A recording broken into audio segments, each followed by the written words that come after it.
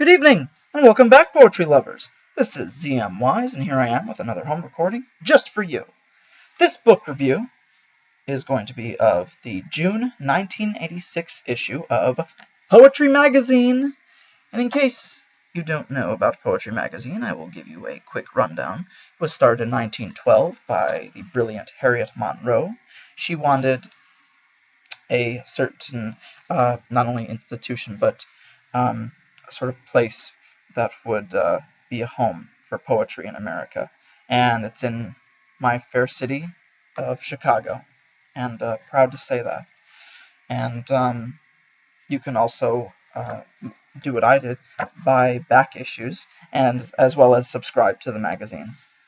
And my collection has grown over the years, but I just finished reading this one, June 1986. And what I love about the magazine in general, not only does it come with great poetry by contemporary authors, but it also has a section for commentary with some of the most brilliant essays ever written. And what I love about Poetry Magazine is on occasion they do themes. And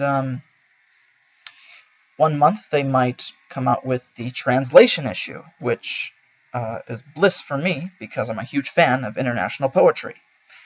Sometime they might come out with the contemporary German poetry edition, and usually in the themes they don't include commentary. It's just straight poetry, and it's usually a double issue. This is one of the typical single issues. It also comes with some of the most brilliant artwork I've ever seen.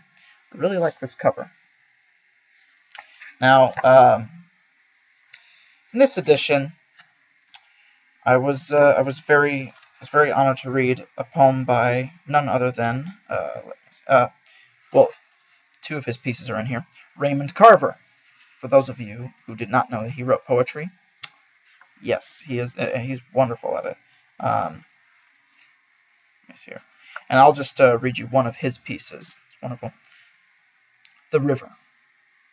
I waded, deepening, into the dark water. Evening, and the push and swirl of the river as it closed around my legs and held on. Young gristle broke water. Har darted one way, smolt another. Gravel turned under my boots as I edged out, watched by the furious eyes of king salmon.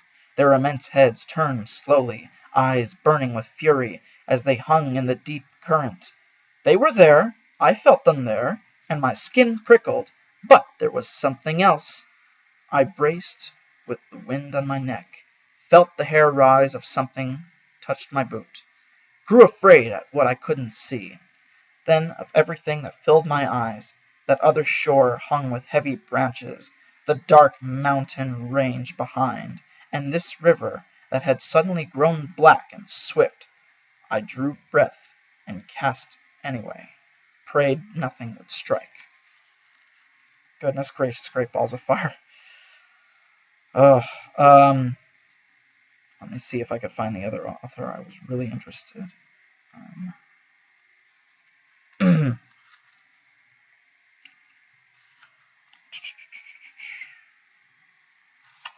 me see here. I think it was earlier. Beg your pardon. Sorry for the delay.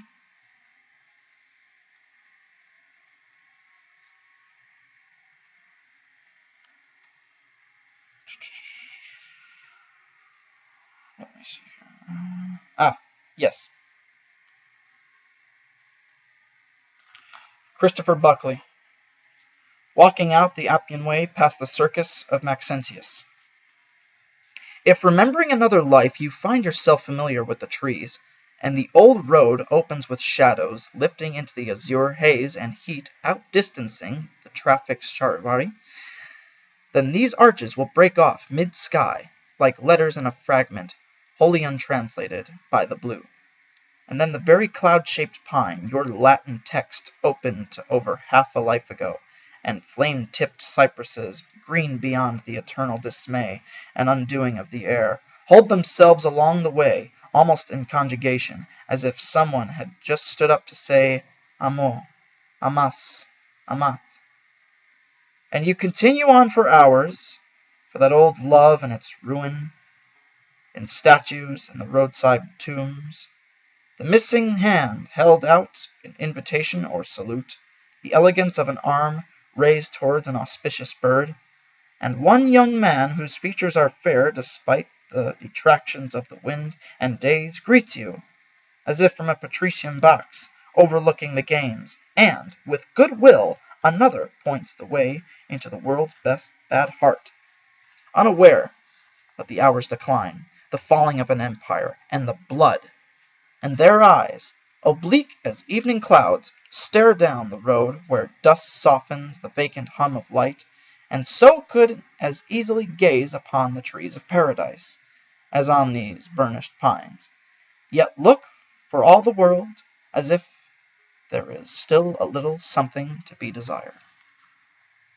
There are certain pieces where one may not exactly quite pick up on the references right away, but I love that. Some of these poets, especially in this issue, are what I like to call thinking out loud poets. It's as if you are inside their mind, and very few know how to do that and still suck you into their universe. Now, as far as the commentary is concerned, I learned quite a lot about Mr. Derek Walcott. If you don't know who he is, he's a Caribbean poet. I actually bought his collected works, but I'm still trying to buy his complete works. And this is pretty much a review, sort of the collected poems, 1948 to 1984. And actually, this essay was written by none other than Peter Balakian.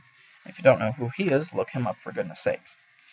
And learned a lot about the influences behind some of his individual pieces, a lot of the heart that was put into it. If you don't know, he actually wrote an incredibly long poem in the 90s called Omeros.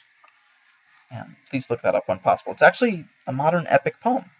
So, anyway, get your edition of Poetry Magazine. This is June 1986. And you could either pick it up on eBay, that's what I did, or, like I said, subscribe to the actual magazine, and you will receive the latest and greatest poems by contemporaries, as well as some wonderful essays. If you do visit Chicago, please, please, please visit the Poetry Foundation building. It's wonderful. They give great tours. There's a lot of information about it, about the history, as well as history behind Miss Harriet Monroe. So, what else am I forgetting? Oh, right. Poetry lives!